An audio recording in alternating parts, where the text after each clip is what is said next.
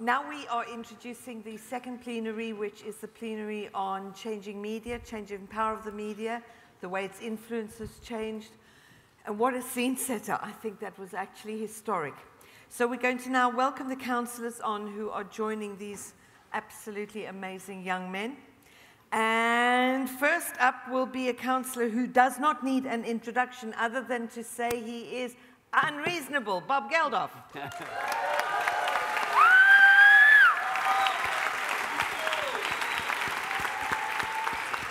See the kids' faces. Hey, how you doing? I wish you could have seen some of your faces when I said his name. It's an absolute joy. Davey? The next councillor is James Chow. James is the main anchor for China Television's CCTV News.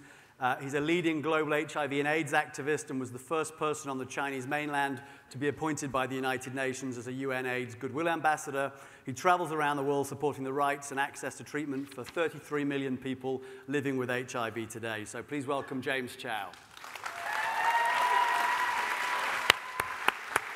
You look beautiful. Great shoes. Okay, and then a councillor who was the very first woman to anchor television in France. She is also on the board of the Women's Forum. She's on the centre of the European Forum, Human Rights Watch in France, and Reporters Sans Frontières. She is Christine Ockrent.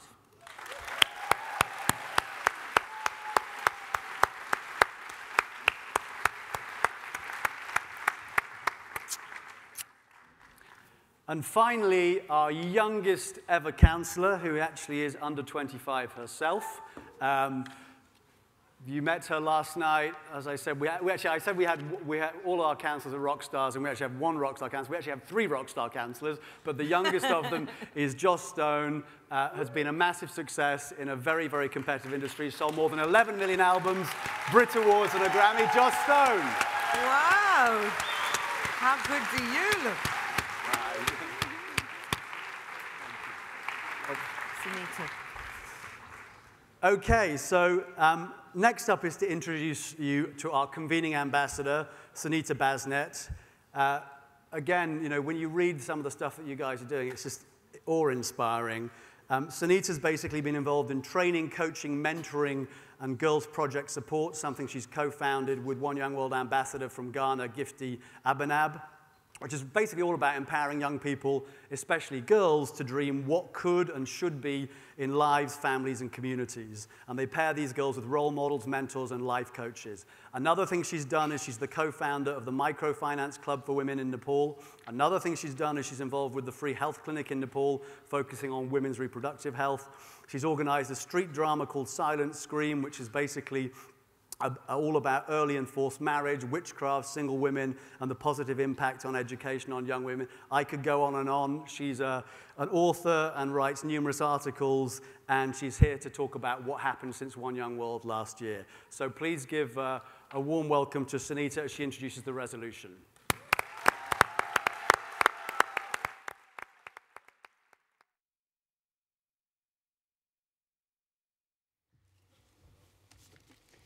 Thank you, Kate and David, for providing me this opportunity to lead the resolution. Last year, we passed the following resolution at One Young World Summit held in London by more than 800 young people around the globe, in the belief that freedom of speech promotes a successful society. We call upon the media to use its influence and power to help protect the truth and personal freedom.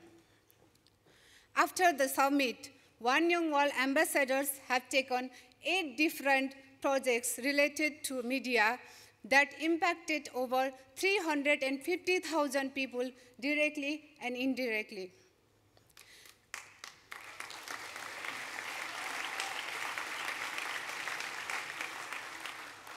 KDID Obaikor created a library in public secondary school which impacted 7,200 Nigerians. Pandit Mami created One Young World Sierra Leone, a medium through which young global leaders can launch projects and share practical ideas involving 1,050 people.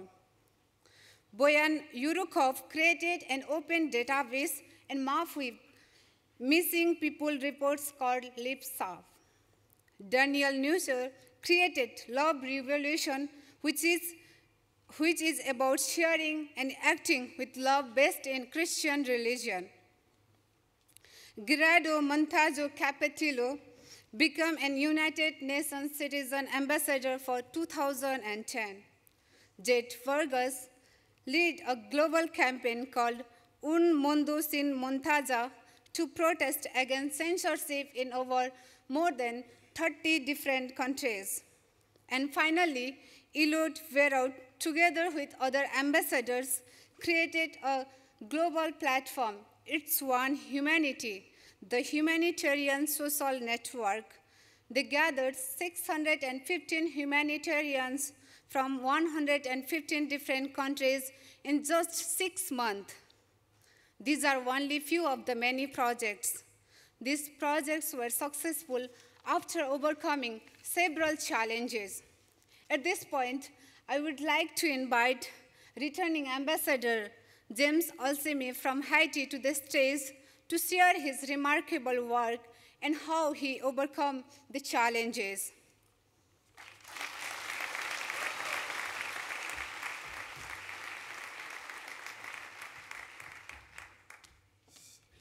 Thank you very much. View of World is a media project from the global impact of the past Wangyang World Summit. It is a media platform aims to engage young leaders to generate ideas, solutions on global issues like global business, global health, global education, interfaith dialogue, and development sustainable. Since January 2011, when we launched the project, VFWorld has all the way engaged the power of social media to create positive impact on the world.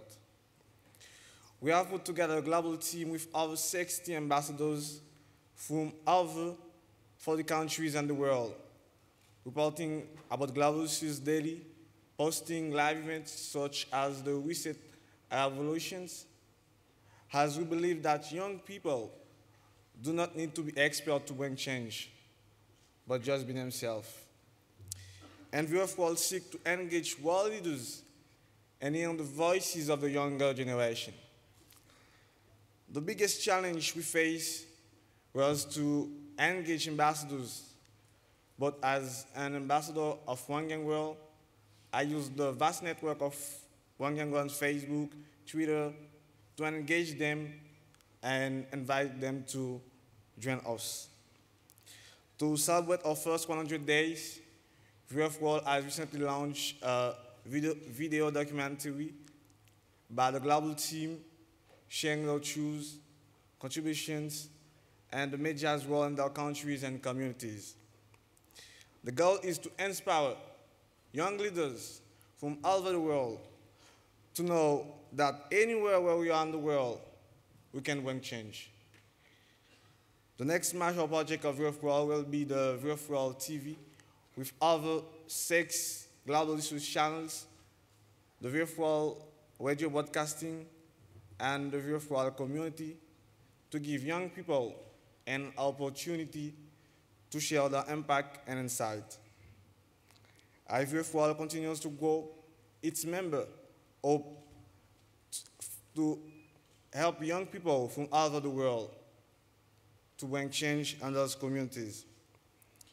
Today, thanks to the power of internet and the VFWorld platform, young people no longer need to be in the same location to bring change.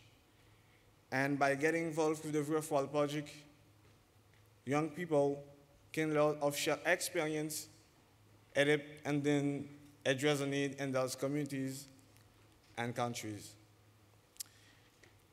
2 years ago, after the earthquake in Haiti, just some hours, a young man named Carl amazed the world by being the first people tweeting with the global media, such as CNN, BBC. And a great journalist told Carol, your country just struck by a terrific earthquake. That's incredible. And you're still out tweeting. He said, social media is the best way we can save life and change the world. So my last message for you today is a wake-up call. Wake up. Wake up. You don't need to be expert in social media, but just be yourself. And together, let's use social media to change the world. Thank you very much.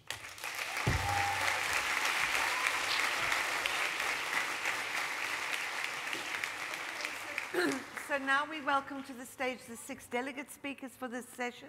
Could we have you up, please? Oh, they're backstage. Okay. Sunita, do you want to introduce the resolution? Yeah, okay.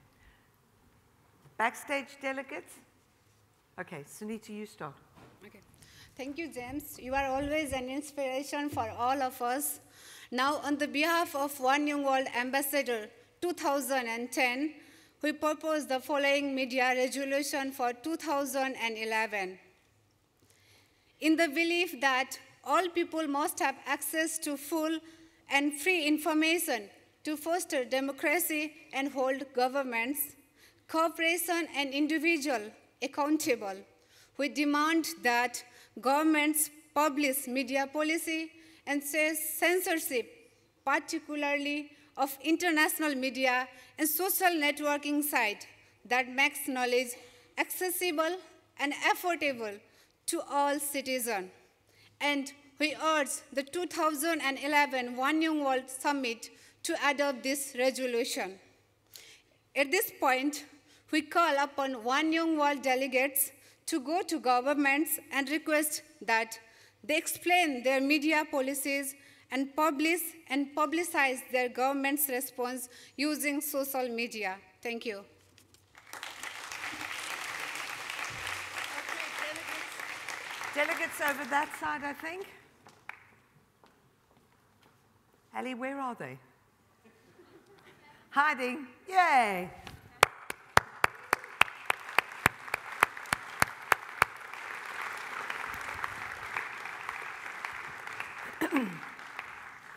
Councillors, you ready? Yeah? Good, good. Bob knows the form. Thank you, Bob.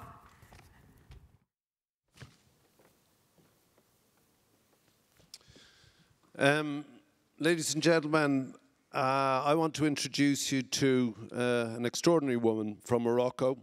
Her name is Amina Sabir. Feeling dislocated from her society and the rest of the world and being not allowed to speak her mind freely through her own national media, she set about analysing why this should be so and participated in a couple of reports funded by several of the international organisations talking about youth and the media and the freedom of the press in Morocco. Dissatisfied with the results, she set up her own blogs and has begun using the social media and forming her own networks, which I imagine is what most of you are doing throughout the world. I think that very soon the point will come where it's simply impossible for governments to dictate what their electorate or what their population should hear and feel. But here's somebody who knows much more about what I'm talking about than I could possibly say. Ladies and gentlemen, please welcome Amina Sabir.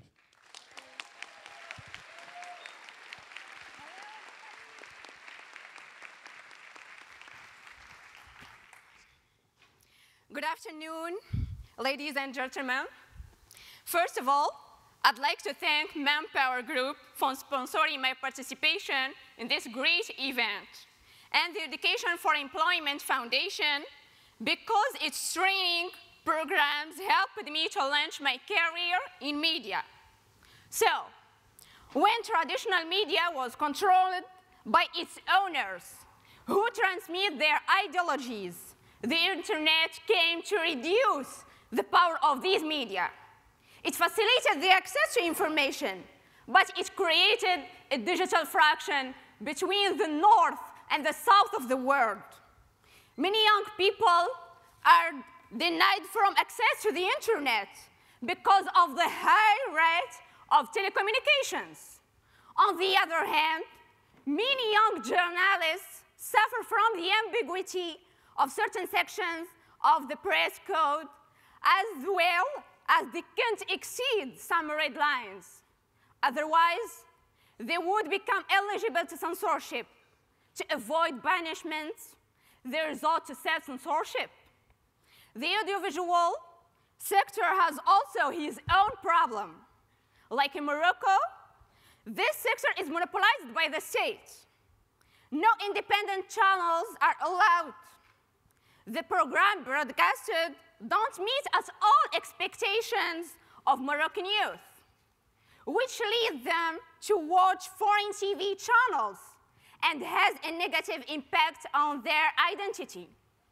We should be more careful. We all saw what happened in countries where the leaders have fought till the end that they can control the information. Young people seem to be determined to make their own future. They take control of the information and share it by many devices they create, such as social networks. From now, democracy is the only legitimate ideology for these people, and no other ideology can be accepted instead. So, I believe that the following draft resolutions will be efficient. 1, governments should show their support and guarantee the right to information for youth. How? By obliging internet operators to lower the rate of the internet. 2, create a global electronic newspaper that gathers all young journalists for more solidarity against censorship. 3, youth must focus more on alternative ways to express their opinions, like streaming TVs, which mean electronic TVs where the youth can broadcast programs made by themselves. 4, as a young leader concerned by all these issues, I created a blog called Free Journalism, where I talk about common national and international events. Just after this summit, I'll work on developing my blog to a website where every young can publish his articles. And I invite now all the community of One Young World to join my blog and collaborate with me to make it a symbol of democracy. My goal is to push young people to express themselves and share their ideas in order to become able to build a new future where the liberty of expression dominates. The future is beginning right now. It belongs to us to make it good. Thank you for your attention.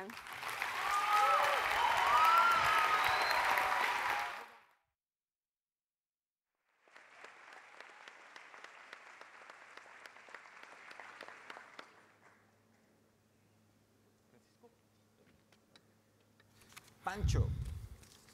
Francisco Abad, as everyone knows him, Pancho, is a political science student currently studying in the USA. He is the Secretary General of the Ecuadorian Youth Ambassador Network, which works on social projects all over Ecuador.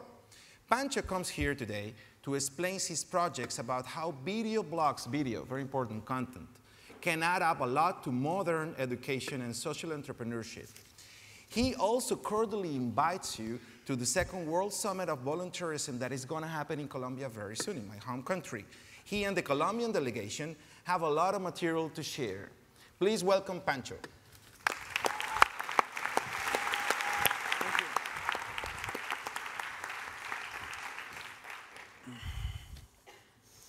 I'm shaking. Thank you for that introduction. It's truly a privilege to be introduced by Oscar. Well, I'll start. As Voltaire said, I disapprove of what you say, but I will defend to death your right to say it. Greetings, everyone. For me, it's truly a privilege to be here today. Thank you for making this possible. I can't believe I'm here. I've come today to speak in favor of the current media resolution and to call to action all of the people in this room and those who are and will be watching this. My work in Ecuador, as Oscar said, has been more focused on social service, but as a political science international student in the United States, the realization of the importance of media in democracy came to me when the Arab Spring happened. More recently, in my country, Ecuador, a questionable case happened when the president sued one of the biggest newspapers because one of the journalists offended his honor in a section of opinion. Then after 4 months in the slow justice system of my country, with a new coming judge, the case was resolved in less than 72 hours, ruling in favor of the president and making them pay him $40 million. Now, the executive is pressing a bill on media to pass in Congress that is going to create a branch that is going to regulate all kinds of media. People that do not know what media and its relevance is keep supporting him. They don't know what freedom of speech is. They are ignorant about this. Others who know that this is wrong don't have any connections, any means, or any motivation to do something about it. Some others get together and protest once a week, and they don't have any impact at all. Ecuador is not the only place, and we need to keep these governments accountable. We must fix the system that others have broken. We have to be this generational transformation, and we can only do it together to fight for democracy. So I've been working on this project related to media. So I propose to use video blogs, which are growing very popularly, to send out a message teaching basic principles of democracy, leadership, politics, values, entrepreneurship, sustainability, among others. Because in order to be a society that can participate and make decisions in democracy, we need informed citizens. If we can use our charisma, energy, and knowledge to explain these things in a simple, dynamic, and entertaining way through short videos and video blogs, we can truly reach massive amount of people. First of all, to be aware of what's going on, what their governments are hiding. And second of all, to be empowered and united by this project, initiative, network, whatever you want to call it. By expanding this idea globally, we can truly reach and revolutionize media, the concept, and also make visual social media, video blogs, a new tool of democratization and socialization. Moreover, in order to reach all those areas where there's no access to these tools, we can use their so-called local leaders or local volunteers or people so that they can bring this to free access to these peoples in workshops or summits. If international media can back this global movement and spread the word so more people can watch it and share through social networks, we can truly reach the entire world. Regarding this resolution, I know that it's really hard to access to government documents and even hard to understand them. So I propose we, One Young World Ambassadors, go back to our countries and do research on these policies on media. And then we can, in our videos, explain them in an easy way, in a simplified way, so we can give this access to people that don't know what we know. So in this way, we can inform the people and create informed citizens. And then, if necessary, call to action, so we can protest pacifically using these powerful and peaceful weapons of democracy to fight censorship and also corruption. United, we can make a big impact. Finally, I want to call to action again today, not to these people in here, not to One Young World Youth Ambassadors, but to this whole generation, because it's time for us to wake up and act. This is a wake-up call.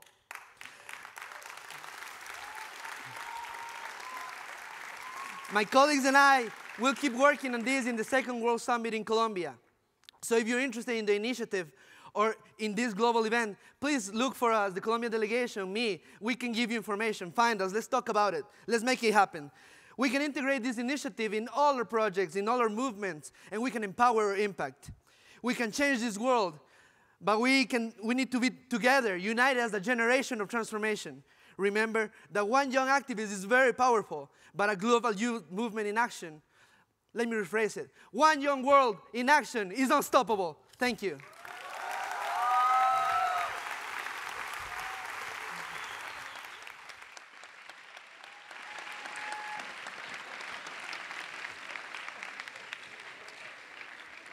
All of you here were here last night and you heard that you're part of the most knowledgeable, also the most connected, the most instantaneous, and therefore with the potential to be the most socially responsible generation in history. But in my country and in my work as a UNA's Goodwill Ambassador, I know that lots of people don't have access to a computer. Lots of people don't have access to a basic power supply, let alone to cool social websites or to devices like iPads, iPhones, MacBooks that all of you are using yesterday. Innovation, remember, doesn't always mean high technology. Innovation is an amazing idea that you can put into practice. On top of that, my delegate speaker here today says that our generation is in danger of being the dumbest ever. But he says that humbly. He does say it humbly. He's from the US. His name is Matthew Vucurevich, and he says it could be the most transformative generation. I'm sitting here, of course, with two titans of social media who have shown us in the last year and 2 years what you can do, what an ordinary person can do with extraordinary tools. Then we have Joss, then we have Christine, who is the face of television, and we have, more than a quarter of a century ago, Bob Geldof, who used television. He watched the pictures on BBC, and he was inspired by that to force us all to do something about it. Likewise, Matthew says that no matter how much wisdom, knowledge, and intelligence one person has, it doesn't mean a whole lot if you don't use it. So don't just share it, don't just retweet it, but really use it, and think about what you're doing over the next couple of days. Matthew Vucurevich.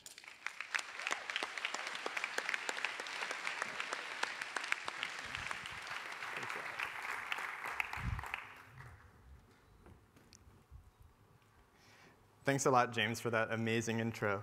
And I hope I didn't come across too much like Bob with it. I'd like to start my speech by breaking down the somewhat lengthy media resolution. So first, let's ask ourselves, what's our goal? We want people to have freedom of information so they can hold businesses and governments accountable. We can then ask, how will we accomplish this? Our plan is to demand governments cease censorship of social networking sites that make knowledge accessible to all citizens. Before I go any further, I'd like to reflect upon the leap of logic I made there. We imply that social networking sites spread knowledge of important social issues. If this were truly the case, then why do 99% of the updates I see have absolutely nothing to do with business or government?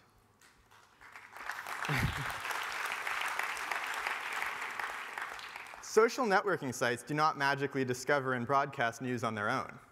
Or to steal this quote for a second time today, there's no magic in the tools, the magic is in what you do with them. So let me now ask everyone here, with a show of hands, how many of you have used social media to spread newsworthy information about important social issues? That's fantastic.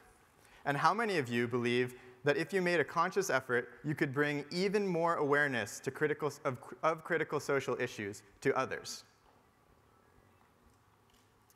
So yesterday, 37% of you claimed to interact with news through social media on a regular basis.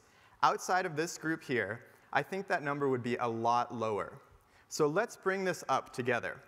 I would like to call upon all my fellow delegates to join me and make a conscious effort, starting these next few days, to broadcast social issues. Join groups, retweet, and do whatever it takes to make sure that we can safely equate access to social media with access to free information. The easiest way to do this is by visiting my Facebook page and joining my group, Share the News, Free Information. The easiest way to ensure this happens is by making it a part of your One Young World commitment to action. So up until now, I've only covered half the resolution, so let's switch gears and discuss governmental censorship of social networking sites. From my first talking point, I hope I made it clear that freedom of expression and freedom of information are intimately entwined. This is important because social networking's enhanced freedom of expression can become a scary thing to even the most democratic governments. Following the recent riots in the UK, Prime Minister David Cameron worked with police to determine whether or not it would be beneficial to shut down social networking services when a subset of users were known to be plotting violence. I would like to call for governments to acknowledge that increasing the ability to catch criminals who use social networking to incite riots will go a long way in lowering its malicious utility.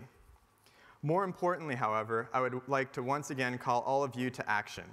We have the opportunity to show that social media can be used to restore social order.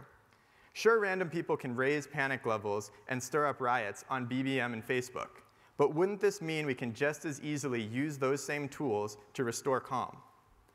People are inclined to respond to logic and common sense. They might just need a net to break their emotional freefall. We all realize that social media gives us an extraordinary power. And in my original speech, I used the classic quote, "With great power comes great responsibility." But it's not really a responsibility that we have, rather an opportunity. Because a responsibility implies we're following a linear path constrained by moral rules. An opportunity goes beyond this.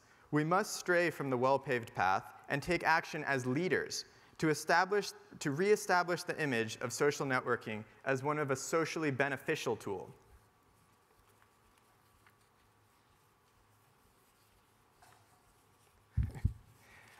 So, to come full circle on my two main points, I would like all of us to change how we use social media. The first step we need to do is make sure that we're broadcasting important social issues and not just random personal updates. The second thing we need to do is make sure that we reinvent the image of social media as a socially beneficial tool. Thank you.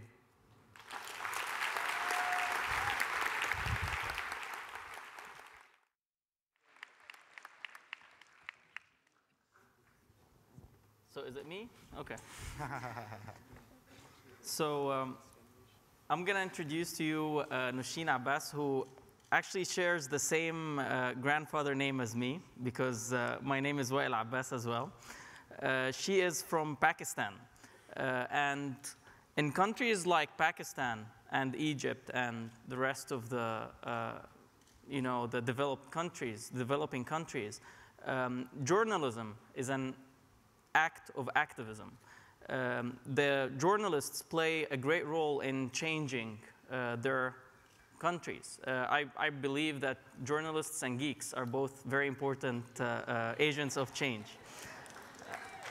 So she currently writes for BBC, and I was really inspired when I met her, when she told me about the projects she is working on, which is great when it comes to the sense of scale I was talking about. She's developing, she worked on a first policy for policy framework for Pakistan on how to deal with adolescents, and she's actually developing a code of conduct as of today for journalists in the country. If you are not aware of how journalism works in our part of the world, there's a lot of misinformation. Actually, misinformation is much more than actual and real information. So she is actually, I would say, a freedom fighter. Please join me in welcoming her.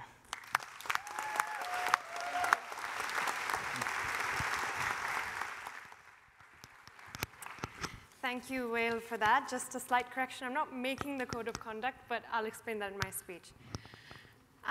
So as a rule of thumb, military dictators and military coup makers generally tend to gag the media.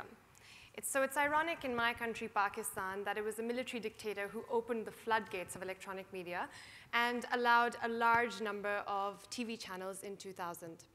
However, freedom of expression is it's a shady cliche when it comes to covering certain topics. But because of the time restriction, first I'm going to give you a snapshot of the effect of the media boom that's taken place in Pakistan. Firstly, there's more information and misinformation. Secondly, the media is free in its true sense only when you do not implicate the state or you do not invite the anger of religious extremists. Due to the high rate of journalists who have been killed, human rights groups have called Pakistan as the most dangerous country for journalists to work in. And lastly, stories other than terrorism, militancy, and bomb blasts generally don't make it to the headlines, and they're not considered mainstream news, especially in international media.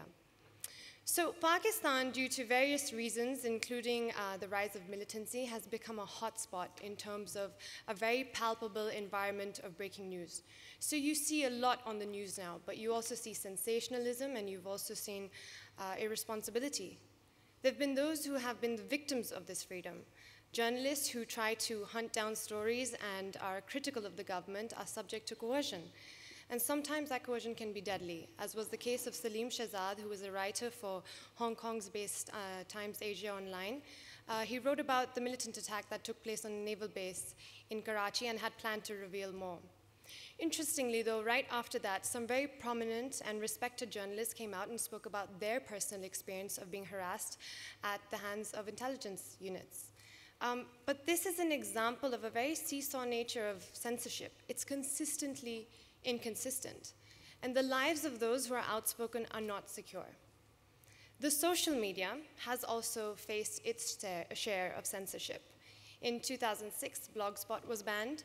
Facebook was banned in connection to blasphemous material. In 2007, during the lawyers' movement, it was a movement to reinstate our deposed Chief Justice. Some TV channels were blocked. And recently, just 2 days ago, in fact, just saw news that anyone using internet in Pakistan will probably be, everything that you follow or check online will be checked by the government. That's new news. But it's not just virtual domains that get censored in connection or in the name of religion. In a horrific incident this year, our provincial governor, Salman Taseer, was gunned down by his security guard in broad daylight. He did this because he felt that Salman Taseer had committed blasphemy. This kind of divided the population, where many hailed this assassin as an Islamic hero. And then there were those who thought that what had happened was a brutal violation of one's right to life, and in this case, to justice. In Pakistan, you have to understand it's a country that's, for most of its life, been run by the military. Within it is a very strong intelligence agency that is much feared and is unaccountable.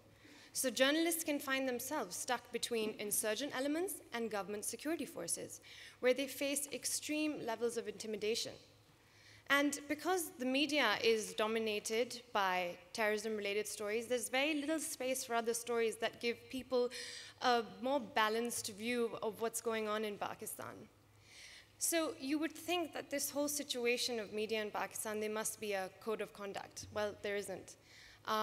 Media companies have to realize and need to distinguish between objective reporting and editorial comment. They need to give balanced and wider content coverage, and governments need to allow journalists to cover stories without being killed or kidnapped. What I've just said is a desire, but I want to be part of that process to get stakeholders to come to the table and come up with a workable code of conduct for journalists. But as of right now, as a journalist, as a working journalist, I can make people take notice of it by writing about it or making a podcast.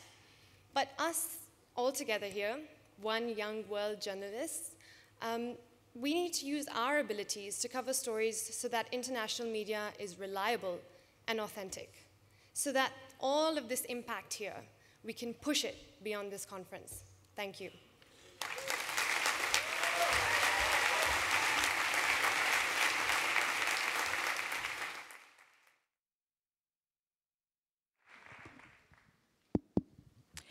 The young man I have to introduce is, of course, extraordinary, but then, aren't you all? But listen to this. This guy is really something. First of all, he's the only hip-hop dancer and choreographer who teaches marketing at the university.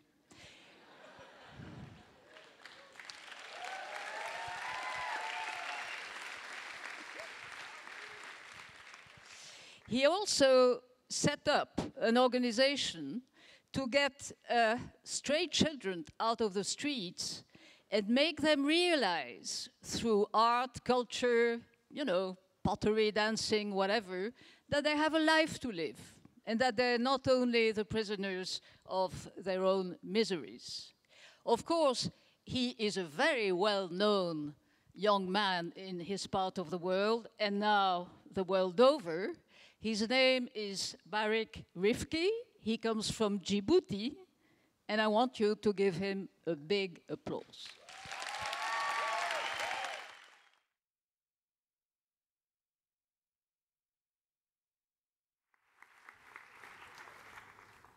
I'm not going to dance. Respected councillors, come on, fellow delegates. First, before I start my speech, I want you all to join hands with me to all the heroes that lost their life just for freedom and for democracy. Please.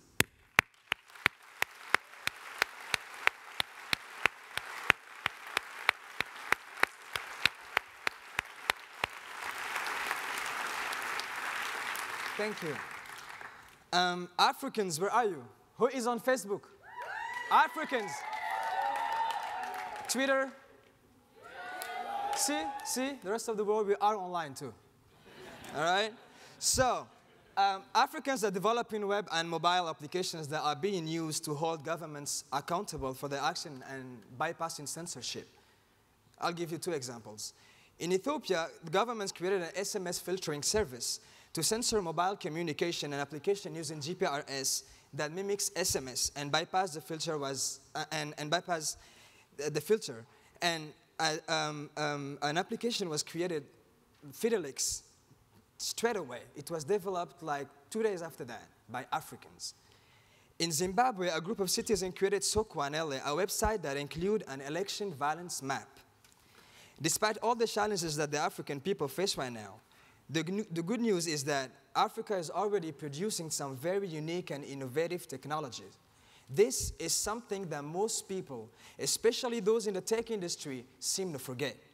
Where most markets in the world are saturated, Africa offers the opportunity to start afresh, new ideas, and a billion new people to use them. So, it's time to rethink Africa. Let us start producing just where the West has reached saturation. It's a wake-up call. We should not underestimate the power of social media to promote democracy. Ask Ben Ali and Mubarak about it. Social media has helped give a collective voice to those at the bottom of the political pyramid, to those who are marginalized. In the near future, the government's efficiency will be measured on how they use and tap into social media to solve problems like the drought in East Africa. It's a wake-up call.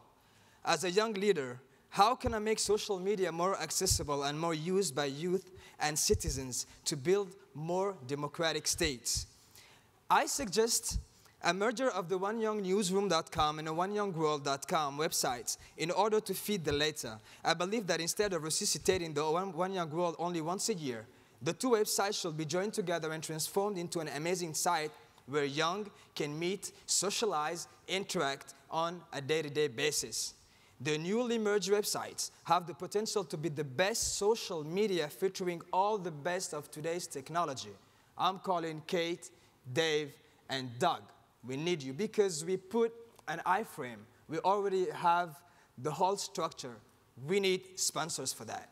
But I'm here to awaken something in each one of us. Let us start sharing what we see. Let us bring to the mainstream what matters most without redesigning the truth. How, you may ask? Last year, a fellow delegate said, why don't we go to the areas where there is no internet access and interview people and share their stories in the countries where internet access is granted?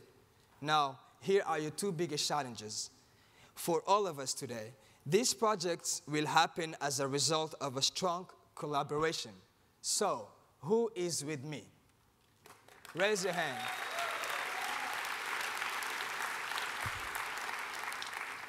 Everyone, I need you after this speech. We're going to talk. It would entail dedication and commitment from all of us and would need money. So, who is paying for the pizza? I am now asking all the One Young World sponsors to help and support this cause by financing small groups of young delegates in certain areas of the world who will report back on the One Young World website. It will not be easy, but it will surely be worth it. Together we can make it work. Finally, as a young leader, I would like to say that this century will be the time when communication, information, and technology will belong to the youth and to all the citizens of the world. We will use them as instruments to build a better world. As William Thomas Jefferson said, whenever the people are well informed, they can be trusted with their own government. Therefore, let us make everyone well informed. It's a wake-up call. It is a wake-up call. Thank you very much.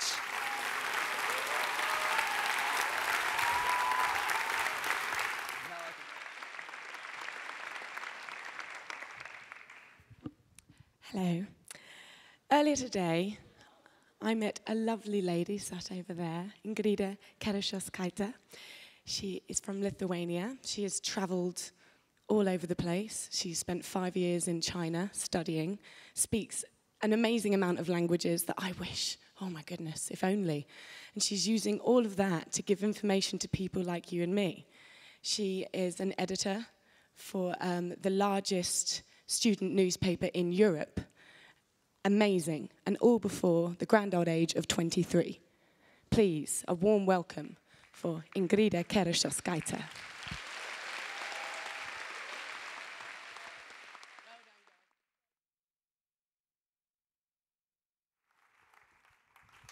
Hi. Thanks a lot for the nice introduction. I'm just the section editor of the largest. Well, but thanks. So, media plays a very important role in our lives. It shapes our politics, our economy, our society. However, journalists are not always free to deliver unbiased information and professional articles. Traditional media is being accused of being controlled by powerful oligarchs. Journalists in not entirely democratic countries are being threatened and repressed, and social media is being censored. However, the young generation has found numerous ways to bypass government control and censorship. Only the number of Facebook users and Twitter users in countries that have officially banned it is soaring. Social media has played a great role in toppling dictators in Northern Africa. So what can we, as One Young World ambassadors, do to help? Well, first of all, we need to act to protect those who speak up against the government, often putting themselves at risk. These people need all of our support, and their stories should be shared. That would encourage more journalists to push the boundaries of censorship, and more people to share their stories, thus making government censorship attempts futile, and holding those acting inhumanely accountable for their actions. No matter where in the world we are, we can significantly help. I was just in the Middle East, and a couple of activists who had been imprisoned for speaking up against human rights abuses in their countries told me how much protests in front of their embassies in Europe helped. Without those protests, according to them, they wouldn't have been able to get out of jail as fast as they did. Moreover, we need not only to demand governments to publish their policies and cease censorship, but act upon it ourselves. We need to contribute articles to national, student, and online media. In addition to using social media and social networks, which is very effective, we also need to engage with traditional media, as our target audience is not only the young internet generation, it's also the older generations. It's the government and other officials who do not use Facebook and Twitter as much as we do. So I suggest we start our own One Young World publication. This would be an excellent way to express our views on the events that are going around, on the events around the globe, and also on the more general issues that we feel are not debated enough in mainstream media and in the government. This publication will be written and edited entirely by One Young World ambassadors, candidates, and their peers. Therefore, some people might consider that traditional media is being politically influenced. This would create an alternative platform for young people to express their views. Regional One Young World associations could play a great role in sending out the publication to candidates of One Young World, delegates, ambassadors, as well as NGOs and governments. One Young World ambassador projects would be featured in this publication, as well as sponsor projects, NGOs, and other governments to facilitate the coordination between One Young World, ambassador, innovative ideas and projects, as well as well-established organizations. Also, student publications all around the world would be given the opportunity to publish their articles around the world. Therefore, journalists would be inspired to seek the highest standards of reporting and investigative journalism to be read around the world. I would take up an editorial role. We need more editors, we need writers, we need photographers, designers, marketing specialists, and everyone who is willing to participate. If anyone interested in this project could come up to the networking area, sign up the pledge, we'd meet and discuss on how exactly we would take it together as a group, as One Young World. I would also ask the counselors to support this project, to talk about it, to make it known. That's the only way it will work. And thank you very much.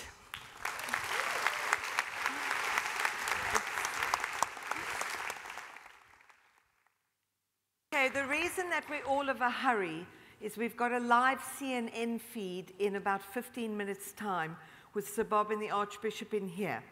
Now, what that means, don't get excited, what that means is that we've got to clear the room, okay? So we asked the 5 councillors, I know Whale is slipping away, the councillors to go to the floor, Sir Bob, James, Oscar, Joss, to the floor. Connie will show you. Okay, so this is going to mean, guys, so we've got to be really sharp here. 2 on each mic, just 2. Move quickly, 2 on each mic. We will not have more time. We've got to race, okay? Okay, the one in the back then. There's one more microphone, Mr. Geldof, just behind. I know that Joss is absolutely attractive, so maybe you want to stay there, but Joss, since you're already sort of in place, maybe you would care to start with the young lady that has queued up. We have Christine, by the way, with the moving mic, and your microphone, Les, and that's waiting for you over there. So you don't need an additional microphone. It's already there. There are already people waiting for you. And just, I believe, your lady is ready to rock and roll. Okay, I'd like to introduce Anna Karina from Mozambique. Hi, everyone. Generally, we've been talking about how we need free media and how that's very important. And obviously, I feel that's very important. But free media is an issue because as much as we can take advantage of media and use it to do good, it can also be exploited. And I just briefly want to say, in order to avoid that, we need to create more critical readership. So we need to promote free thinking. We need to promote critical thinking in people who are going to read and people who are going to watch the things that we produce. Otherwise, it can be taken advantage of. It was taken advantage of in London just now. It was taken advantage of in Mozambique a few years ago when there were riots. And yeah. Thank you very much for stopping sharp of the 40 minutes. Christine. I have Ricardo from Nicaragua. Hi, good afternoon. I want to ask Guihar Numanim. Sorry, it's a difficult name. He's a hero for me. And I'm inspired by him because in Nicaragua, we're living in a difficult situation. Our president will commit a fraud in 1 month. He already did it before, and it will happen again. And the problem is that the young people are not motivated. And unfortunately, I feel also frustrated because I, myself, feel a lot of fear. How to handle and how to promote like a revolution using the media and really inspiring people to leave that fear behind and just go and do it, like you did in Egypt, and I feel proud for you, and let's give him a big applause, guys. Thank you very much. Oscar. Okay, I have a friend from Syria. His name is Said, and he wants to talk about the Syrian revolution and how social media is affecting everything. Hi. As a Syrian youth, I want to implement the great role of social media in our revolution, which is happening right now. Every 1 hour and 16 minutes, there is a Syrian person, and almost a Syrian youth is being killed. And without the social media, this number would be much, much, much bigger because the outside media, such as CNN and BBC, are not allowed to get inside Syria. So the great rule of the social media is like restricting the dictatorial regime from killing the people. Second point, this message is for all the delegates. As Arab youth, we succeeded to do what the past generation failed to. They accepted to live under dictatorial regimes, and we refused that. So a big love for the Egyptian guys and Libyans, and that's it. Thank you. Thank you so much. Bob. This is Alanda from Indonesia. Her mother was convicted of a crime she didn't commit, and Alanda used the social media to get her out. Hi. Thank you so much. My name is Alanda. I promise it won't be long. So my mother has been convicted for a crime in the largest banking scandal in Indonesia for something she has never done. She was sentenced for 10 years in prison, and when I heard the news, I blogged about it on midnight. In 3 hours, there were 9,000 retweets in 3 hours. Although I'm no one in Indonesia, I'm not a celebrity. The media finally reported about it. The government started paying attention and wanted to hear what she had to say. The citizens of Indonesia watched how the legal system dealt with the case. And finally, the verdict became 3 years of prison, although she was not proven guilty, and now she's filing an appeal. What I want to say is that a lot of people are experiencing injustice, including some of us. But I just would like to let you know that you don't have to think of something as big as a revolution to make a change. Utilizing social media helped me gain support for my mother, and I'm sure it can change your lives as well. Thank you. Thank you very much for sharing that.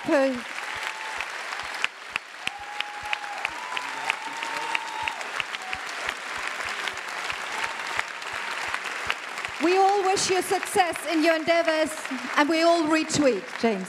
Okay, right over here, we've got Tunis. He's 22. He's from Estonia, but he's here in Zurich to be part of this incredible debate. Tunis. Thank you very much. First of all, I would like to address Bob. Bob, you can cheer up. Look at the crowd here. Look at all the delegates. The future is already looking brighter and brighter.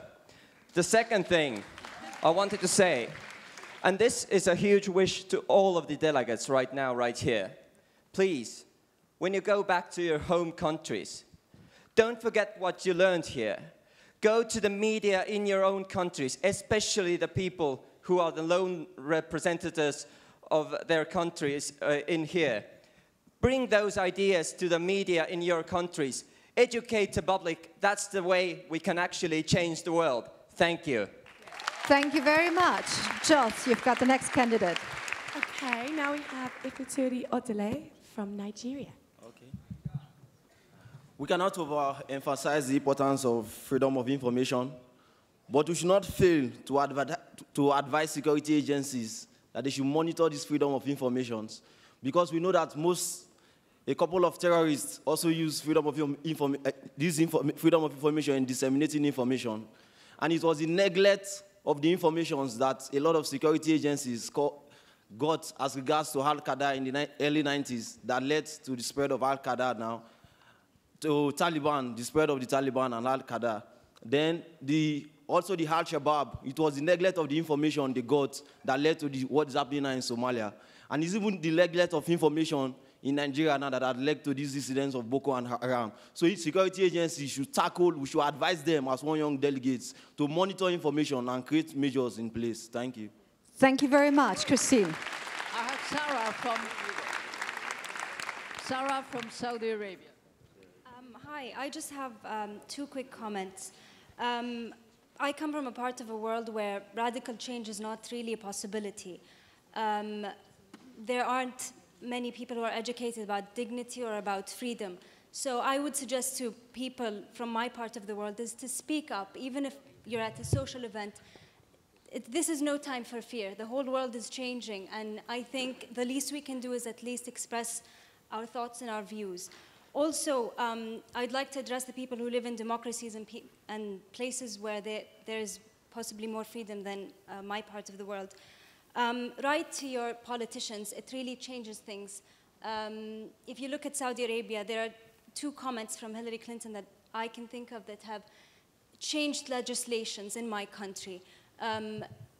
Western countries can change things. You can make a change. This is all about us being united. It's one world.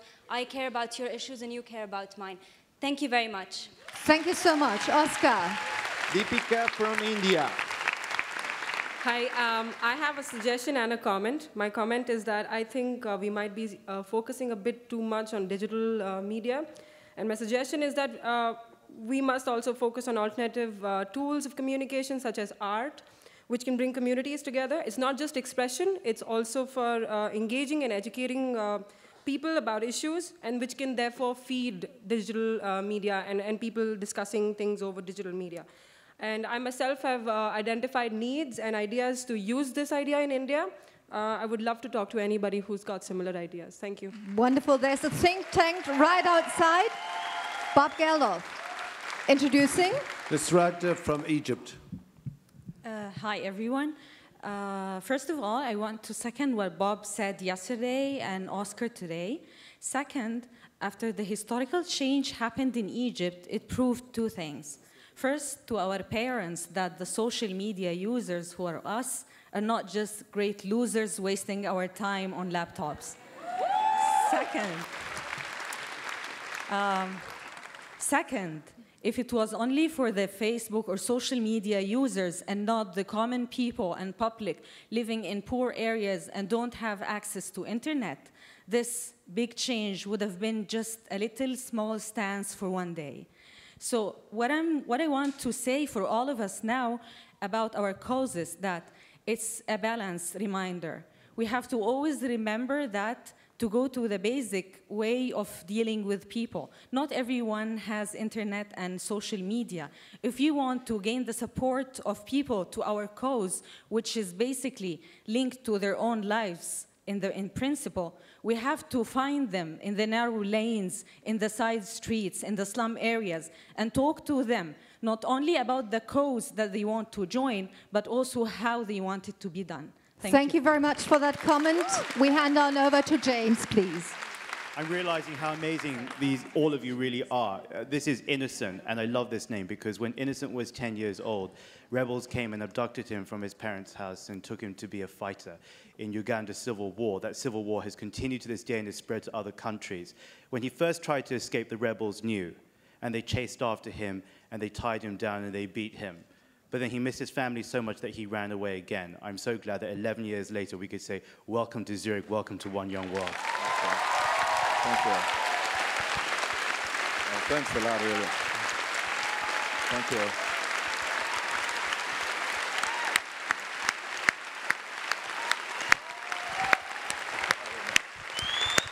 Thank you.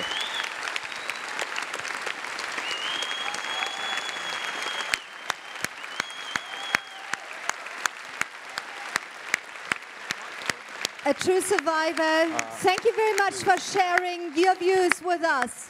We're honored to listen. Thank you so much.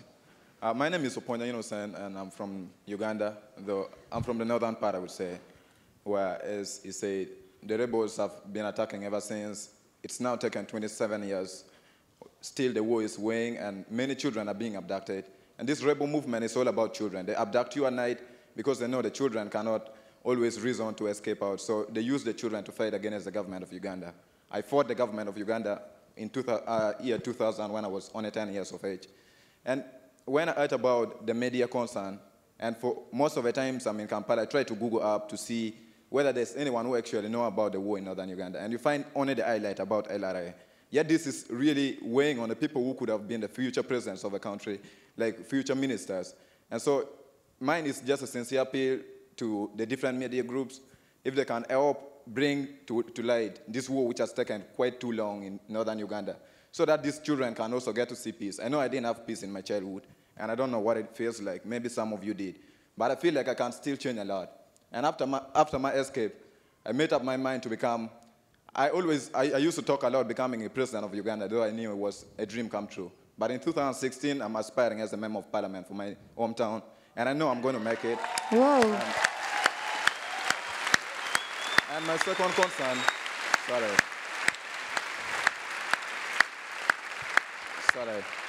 my second concern is to our dear representative of the United Nations on HIV/AIDS, because in northern Uganda, due to this war, there are a lot of people who are HIV positive. And you find there are a lot of organizations as well who are trying to help them out, but they're giving them ARVs, of which these medicines have a lot of effects on them.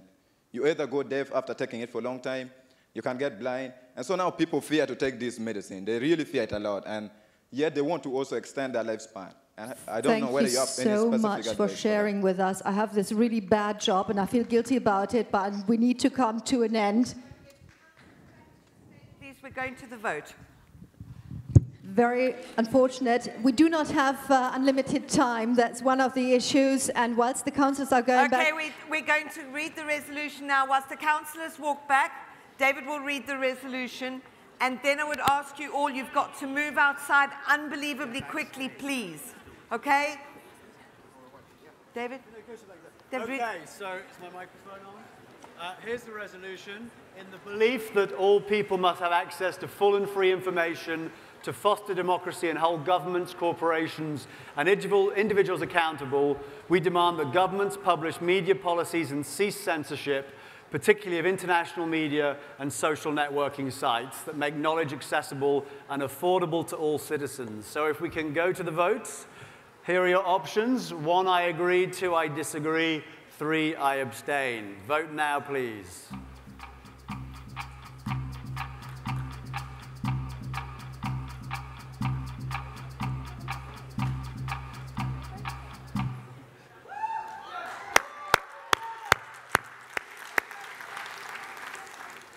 Fantastic. If you could give the councillors a huge round of applause.